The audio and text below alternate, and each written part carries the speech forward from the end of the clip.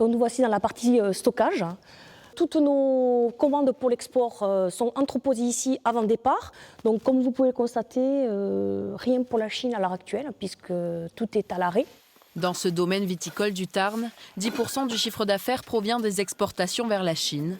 Et depuis le début de l'année, tous les containers sont restés bloqués en mer ou à quai. Ça veut dire qu'on a fait partir des marchandises. Ces marchandises soit sont en instance d'arrivée ou sont arrivées mais ne sont pas dédouanées. Étant donné que toutes les manifestations pour le Nouvel An chinois ont été annulées, il ne s'est rien passé, les magasins étaient fermés, donc les commerces n'ont pas pu vendre, donc ça se traduit par un manque de chiffre d'affaires.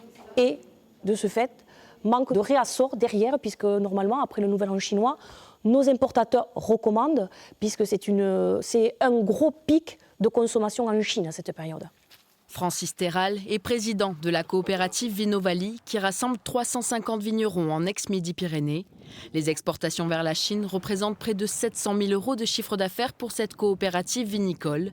Mais il est encore trop tôt pour évaluer les pertes liées à l'arrêt des échanges commerciaux.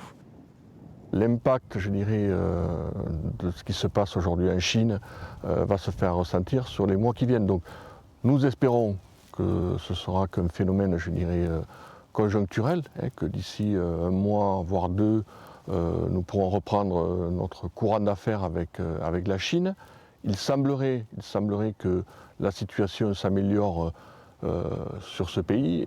Les viticulteurs restent optimistes, mais ils espèrent tout de même pouvoir compter sur le soutien des pouvoirs publics si la situation s'éternise.